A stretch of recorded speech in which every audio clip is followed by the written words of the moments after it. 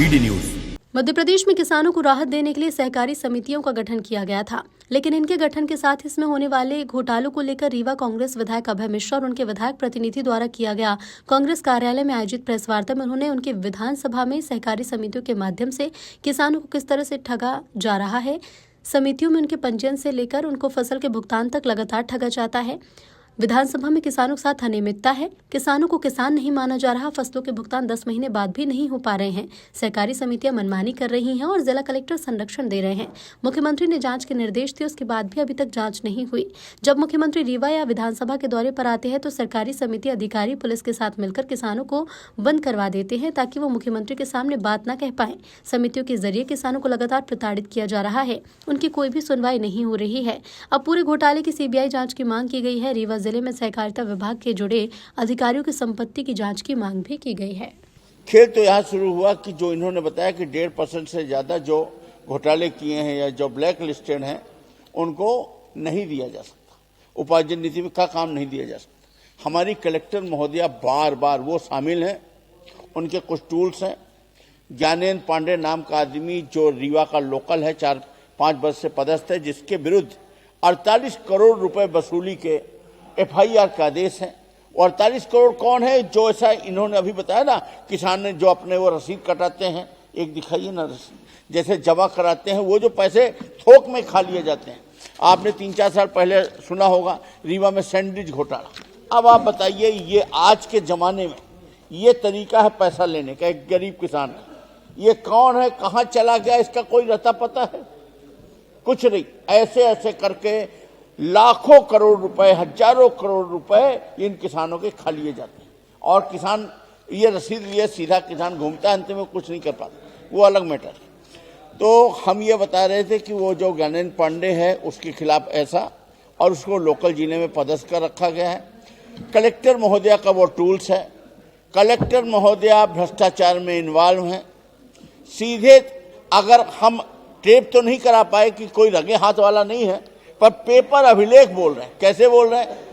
जो शासन की नीति है कि 1.5% से ज्यादा होगा उसको नहीं दोगे, आप उनको बार बार दे रहे हो, बार बार दे रहे हो, उनके खिलाफ कार्रवाई नहीं कर रहे हो। शासन की नीति है कि समूहों को, महिलाओं को दो, आप उनको उपार्जन का काम दो, कम से कम जो NRLM के समूह हैं, अगल बगल के जिले बने हुए हैं वहां दिए जा रहे हैं, वहां पर उनको काम दिया जा रहा है और उनपे कोई भी सभी तो वो उनके समूह ब्लैक लिस्टेड नहीं हुए, इसके बावजूद उनको न देना, इन पे कार्रवाई न करना, ये सब चीजें अपने आप में प्रमाणित कर रहा है कि इनका इन्वॉल्वमेंट है। और सबसे बड़ी बात तो अति यहां हो गई कि किसान जो अपना सब कुछ दांव में लगाकर अंत में अपना मेहनत की गाड़ी कमाई बेचता है, और वो उसकी आज ये स्थिति है कि अगर रीवा जिले में मुख्यमंत्री जी का दौरा होता है तो उसको एक रात पहले घरों से उठा लिए जाते हैं और उनको थानों में बंद कर दिया जाता है कि मुख्यमंत्री जी के सामने न चले जाए, शिकायत करने न चले जाए। और वो ये प्रताड़ना भोग रहे हैं। वो किसान खाद के लिए लाठी खाएं, कर्ज लें, सब करें और अपना पैसा भी मांगे और ना मिले, और कलेक्टर उनको पहले समर्थन करें। किसानों को झूठा बता दिया, और वो जो भ्रष्ट इनके छोटे छोटे कर्मचारी हैं उनके रिपोर्ट को सही बता दिया। रीना श्रीवास्तव जो उप प्रशासक है उसने सही लिख दिया तो उसको निलंबित कर दिया। आज तक अभी भी उसको बहाल नहीं किया, जबकि कलेक्टर ने ये मान लिया कि हाँ किसान सही थे। अंत में उनको मानना पड़ा, फिर तुम भुगतान क्यों नहीं कर रही? क्योंकि वो पैसा निकल चुका है। फिर इसके बाद हाई कोर्ट में समिति प्रबंधक की इन्होंने मदद की और ये कहलवाया कि अगर इसको जेल में डाल देंगे तो किसानों का पैसा कौन देगा। उसने और उसको इस आधार पर जमानत दिला दी और उसने 1 रुपये भी नहीं जमा किया। अब उसने एक और स्टे ले लिया। ले दे के सबसे सरल कौन है? किसान। मर कर कौन रहा है? किसान। किसान के नाम पर दिन भर शब्दों का जलपान कौन करा रहा है? सरकार।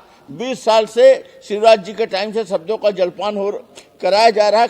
किसान ये खेल रहे हैं और किसान जो कथ्यो पड़ा बिल्कुल मजबूर है, और उसके नाम पर इतनी ठगी और इतनी लूटपाट। और सबसे बड़ी बात यह है, सहकारिता, ये उपार्जन, विपणन, वेयर हाउस, मिलिंग, आज जो आपके सामने आया है ये केवल उपार्जन नीति है। अभी मिलिंग वगैरह ये सब बचा हुआ है। अगर इनसे जुड़े हुए लोगों की संपत्तियों की आप जांच कराएं तो जो लाखों करोड़ का घोटाला है वहां आपको दिख जाएगा। एक तरफ कर्ज ले रहे हैं और दूसरी तरफ लूट कर रहे हैं और किसान के नाम पर भ्रष्टाचार हो रहा है और अभी भी हमारे रीवा जिले के 59 किसानों का पैसा नहीं दिया गया।